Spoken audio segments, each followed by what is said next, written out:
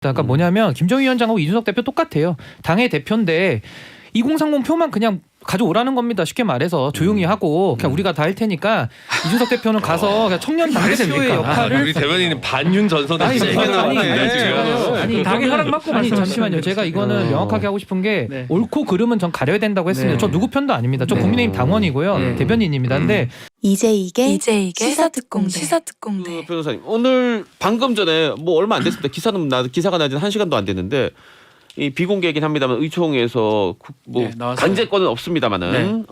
이준석 대표 이제 가라 그만해라. 라고 의원들의 뜻을 모았잖아요. 아무런 의미가 없어요. 형식적인 거고 제가 또 찾아보니까 계시니까 시민이 되면 더 잘 아시겠지만 그게 소환권이 있더라고요. 당원의 소환권이 20% 당원의 동의를 얻어가지고 당 대표 소환을 시킬 수 있더라고요. 20% 절대 못 모읍니다. 결국은 그거 말고는 방법이 없는데 이런 의원총회 해가지고는 상징적인 의미는 있겠지만 당 대표 그걸 안 받으면 그만이에요. 법적으로 봤을 때. 약간 바른미래당 손학규 대표 정신이 생각나는 손학규랑 듯한. 똑같은 생각이 듭니다. 악몽이. 네, 손학규 대표랑 제가 똑같은 너무 이거를 피곤했는데. 좀 부연 설명을 네. 드리자면은 네, 지금 이제 언어를 탄핵이라고 쓰다 보니까 이게 약간 혼동이 있는 겁니다. 탄핵이라는 건 이제 공직자들에 대해서 이제 헌법에 규정된 탄핵, 소추 뭐 이런 게 있는 거고 지금 당직이지 않습니까? 이거는 네. 지금 우리가 당의 대표기 때문에 탄핵이라는 내용은 맞지만 이제 불신임하겠다는 거죠. 그래서 결국은 당원 소환이라는 제도밖에는 소환이라고 현실적으로 방법이 없다는 거고요. 근데 당원 소환은 아까 우리 박 변호사님 말씀하신 대로 사실상 불가능에 가깝습니다. 그래서 지금 이제 당 대표는 사실 보면 대선 후보도 누구도 내려오라고 할 수 없거든요. 왜냐? 민주적으로 선출이 됐고 당원과 국민의 선택을 받았기 때문에 그거보다 더 큰 권위는 없는 겁니다. 당대표도 마찬가지죠. 당대표를 따로 뽑으면서 당원과 그 민심이 당신 민심이 해서 당대표를 세웠기 때문에 2년의 임기가 보장이 됩니다. 그래서 2년 동안은 이준석 대표가 당무를 이제 수행을 하는 것이 당원들의 뜻이기 때문에 존중을 받아야 된다는 것이고 제가 여기 내면을 좀 보면 이게 있습니다. 이번에 재보궐선거를 같이 치르거든요. 대선하고 같이 치르기 그렇죠. 때문에 지금 공천관리위원회를 꾸려야 되고 이거를 놓고 지금 주도권 싸움을 하는 걸로 저는 보입니다. 근데 저는 이거에서 한마디 드리고 싶은 부분은 뭐냐면 지금 시대가 2022년이거든요. 대통령 후보라는 분은 청와대에 가실 분이고 당은 당대로 민주정당인 것입니다. 근데 공천을 하는데 이거를 뭐 대통령 후보가 해야 된다? 저는 그거 동의할 수 없거든요.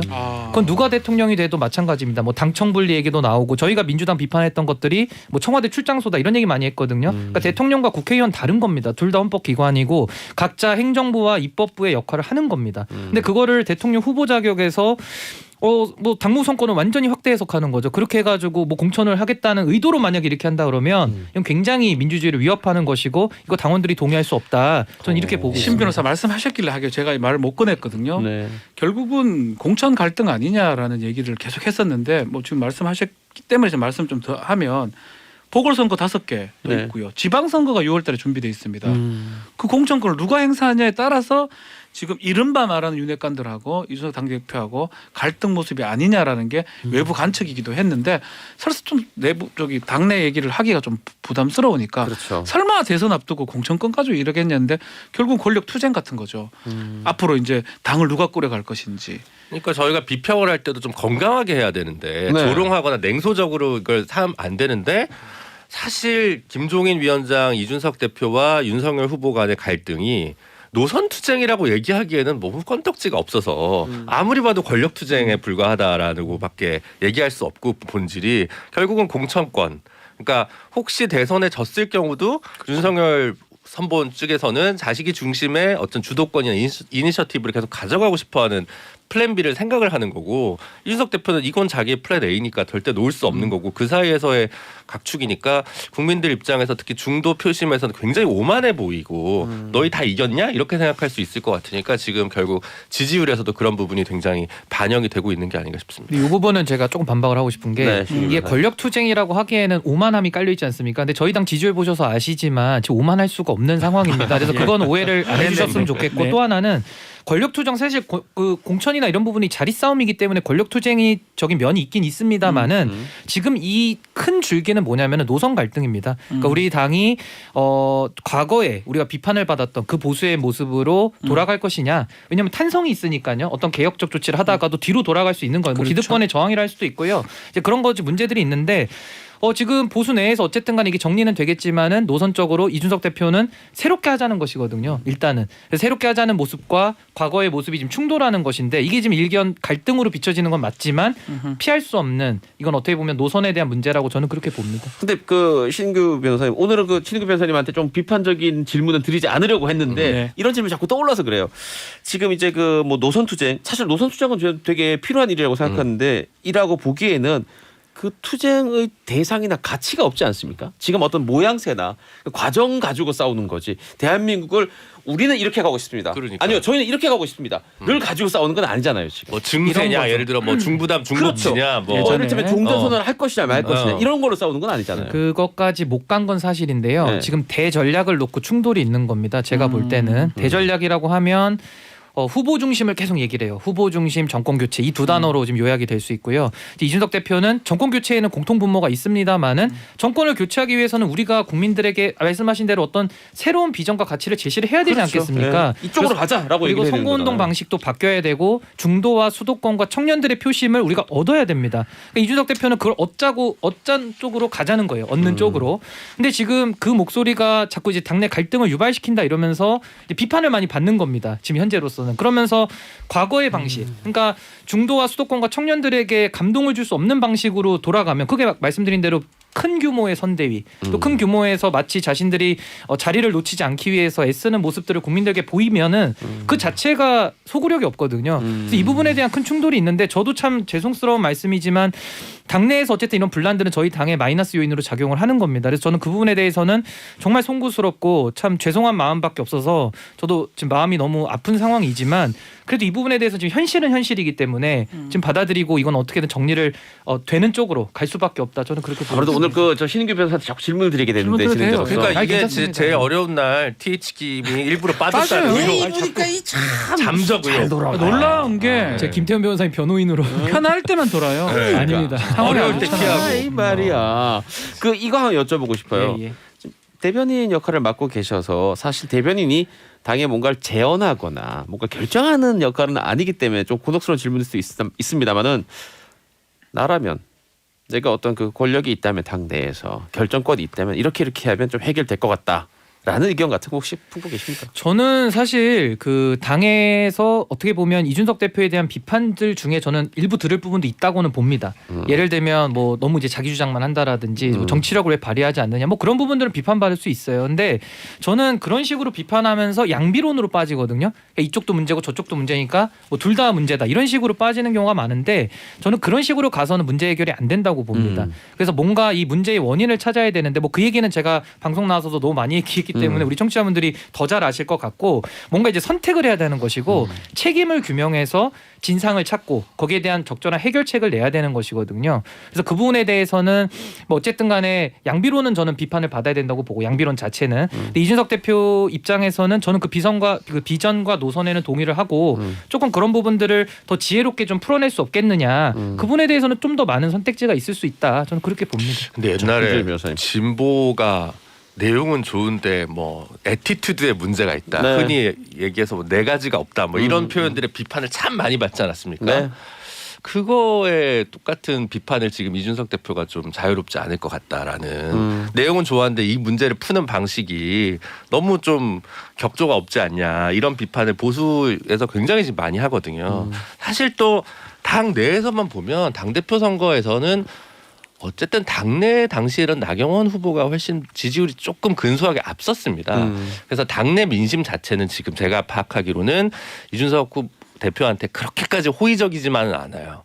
네, 그리고 또 그럼 특히 의총 결과에서 알 수 있죠. 네, 우리가. 그런 부분들이 좀 있는데 그런 약간 백척간두에 서 있는데 너무 이거를 게임화시키고 있는 건 아닌가 대표가 저는 그런 부분에서 굉장히 영민한 정치인이지만 지금 하고 있는 수가 그렇게 높은 점수를 주긴 좀 어렵지 않나 싶은 생각이 많이 듭니다. 자 우리 박준 변 높은 점수 시간이 주고 안 싶어요. 돼. 높은 점수 주고 싶어요. 조금 빨리 이따가요. 광고 듣고 박준 변호사 중요한 거 여쭤볼 게 있었는데 잠깐만요. 중간에 평가가 좀 나뉘는 것 같더라고요. 그러니까 어쨌든 김종인 위원장 모셔보고 몇 주가 지났잖아요. 네.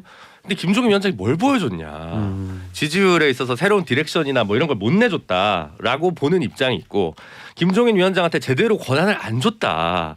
그래서 새시대위원회는 따로 가고 예를 들어 후보는 또 따로 가고 이준석 당대표 따로 가고 김종인 위원장 따로 가고 중구난방이었다라고 얘기해서 누가 더 책임이 있고 어디선가 원인 규명이 안 됐는데 어쨌든 그 몇 주 동안 정확한 어떤 역할을 못 했거든요. 아니면 김종인 위원장이 낸 새로운 아젠다가 후보랑 별로 이렇게 이미지가 맞지 않아 가지고 이게 뭐 안 된 건지 약자와의 동행이나 뭐 이런 부분들 얘기했던 부분이 그래서 평가는 좀 나뉘는데 어쨌든 그래서 다 정리하고 김종인 위원장한테 전권을 주는 방식으로 선택할 수도 있었을 텐데 아예 내쳤다는 것은 뭔가 후보 입장에서는 도저히 같이 가기 어려운 어떤 부분들이 있었다는 생각이 많이 들고 그게 한편에서 보면 사람에게 충성하지 않는다던 윤석열 역시 어르신을 모시는 데는 좀 어려움이 있나 이런 생각도 좀 한편은 좀 들기는 해요. 저는 오늘 아침에 인터뷰를 했어요 벌써. MBC 프로그램 가서 김종인 전 위원장 인터뷰했는데 놀라운 얘기를 했죠. 3프로 유튜브 TV 출연한지도 몰랐다. 자기한테 보고가 되는 게 거의 없었다라고 얘기를 했습니다. 결론은 사실 이거였어요. 이준석 대표가 얘기하고 싶은 것도 이거였던 것 같아요. 뭐 조금 정도의 차이는 있겠지만 소통이 전혀 안 되는 선대위였다라는 거거든요. 그래서 소통을 하거나 아니면 개혁을 해보고 싶어서 선대위를 해체를 하니까 이제 뭐 쿠데타니 뭐 그거는 뭐 하기는 안 되고 있지만 그런 식으로 해버리니까 나는 이제 할 수 없다라는 뉘앙스로 얘기했고 뭐 그래도 뭐 떠난 어떤 당에 대해서 뭐 비판을 하기보다는 충고 어린 뭐 그런 어떤 진심 어린 충고가 저는 들리긴 한데 지금도 돌이켜 봐야 되는 게 소통의 부분 같아요.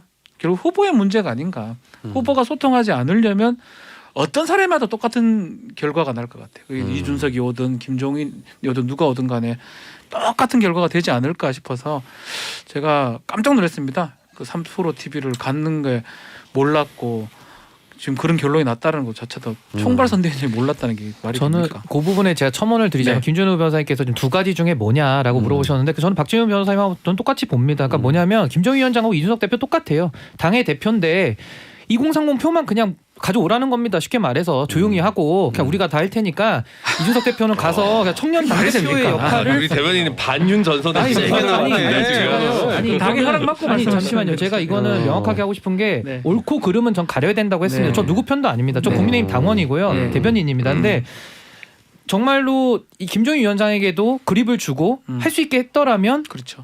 근데 그게 안 됐기 때문에 김종인 위원장이 날아간 거거든요. 힘이 있었으면 어떻게 날아갑니까? 못 날아가죠. 그러니까 이거 저는 분별은 해야 된다는 게 첫 번째고요. 두 번째는 전쟁 중에 장소 안 바꾼다는 말이 있어요. 그렇죠. 근데 전쟁 중인데 지금 장소를 바꿨다는 건 지금이 전쟁 중이라는 인식을 못 했다는 게 전 또 뼈 아프고요. 세 번째. 이 윤석열 후보께서 검찰총장 하셨기 때문에 검찰 조직을 좀 이해를 해야 됩니다. 저는 검찰 조직에 대한 이해가 높아요. 저는 이제 법조인이기도 하고 주변에 검사 친구들도 많아서 검사들 보면요. 부장 검사가 다 경쟁시킵니다. 그걸로 승진하는 거예요. 못하면은 저기 지방 발령 나는 거고 잘하면 중앙지검 가고 금융조사부 가는 거예요. 그러니까 저는 윤석열 후보께서도 정치를 아직도 서초동 방식 아니냐는 전 비판을 해야 된다고 보는 겁니다. 근데 이렇게 얘기하면은 쓴소리 한다 그러고 가만히 있으라 그래요. 근데 어떻게 가만히 있습니까? 당을 위해서는 목소리를 내야 되는 것이고 제가 마지막으로 말씀드리면 TH킴보다 100만 제가 배는 안 마지막으로 돼. 말씀드리면 선대위를 꾸리면서 새시대위를 꾸렸거든요. 네. 그거 자체가 경쟁 모드입니다. 사실상. 그럼 후보의 그립이 더 커질 줄 알았겠지만 그거는 공무원 사회가 그래요. 승진을 해야 되니까. 근데 정치는 승진 개념이 아니라 어떻게 보면 이건 권력 투쟁일 수도 있는 것이고 노선 갈등일 수도 있는 겁니다. 그러니까 정치의 문법은 공직 사회와 다른 것인데 이게 아무래도 오랜 공직자 생활을 했기 때문에 갑자기 바뀌라는 것이 굉장히 무리한 요구일 수도 있는데 그러면 이제 조언을 잘 들으셔야 되는 겁니다. 주변의 조언을. 근데 그런 조언들이 본인의 생각과 배치될 때 수용이 안 됐던 거죠. 그래서 저는 그 부분에서 원인을 찾아야지 이게 그냥 저는 아까부터 얘기하지만 양비론에 대해서 저는 반대를 하는 겁니다. 양비론은 아무런 해결이 안 돼요. 그래서 저는 책임 소재는 가려야 우리도 문제를 찾고 지금도 시간이 있기 때문에 전 대선 끝까지 전 최선을 다하면 우리에게도 기회는 온다 저는 이게 봅니다. 어제 이제 좀 유력한 인사가 이런 말씀을 하시더라고요. 지금 똑같은 얘기예요. 많은 어떤 조직, 다른 어떤 색깔을 갖고 있는 조직들을 갖고 아우를 수 있는 정치인이 우리나라 대한민국 역사 중에 누가 있었냐 보면 딱 2명 정도 떠오른답니다. 김대중과 저 그 박정희. 얘기하려고 했어요. 김대중 대통령은 정말 뭐 네. 동교동, 네, 뭐 네, 네. 예를 들어서 뭐 운동권, 뭐 그걸 다 합쳐가지고 네. 뭐 JYP도 연합됐지만 너무 그래서 욕을 먹은 부분이 네. 있죠 오히려. 근데 그만큼 능력이 정치력이 또 입담 뭐 이런 게 뛰어난 사람이에요. 연설도 너무 잘했죠. 지력이나 이런 네. 게 또 박정희 전 대통령 같은 경우는 뭐 또 다른 어떤 철권적인 부분으로 갖고 경쟁시키고 우리 그런 얘기 많이 하잖아요. 네. 근데 과연 이제 윤석열 후보한테 그만한 능력이 있었을까 했을 때 참 쉽지 않았다. 그러다 보니까 새시대 준비위원회라는 거 하고 예를 들어서 선대위 본부하고 너무나 이질적인 구조를 다 통합해서 갖고 가기에는 본인한테 좀 무리수가 아니었나 이런 얘기를 하시더라고요. 그러니까 이거랑 똑같은 거예요. 모두의 표를 얻기 위해서 페미니즘 표도 얻어야 되니까 페미니즘도 영입하고 반페미도 얻어야 되니까 반페미 인사도 영입하고 다 영입을 하면 통합이 될 줄 알죠. 그럼 대한민국 계층들을 다 영입을 하면 야, 하자고. 그럼 100% 얻는 겁니다. 자, 지금 우리 그 신인규 변호사님 얘기를 하면서 지금 유튜브가 폭발 지경이에요. 지금 1000명 넘어가고 난리가 났는데 몇 개 읽어드릴게요. 댓글을. 이야 말씀 잘한다. 곧 잘리겠네. 저 이해관 아닌데 자꾸 이해관이라고 하시는. 있습니다.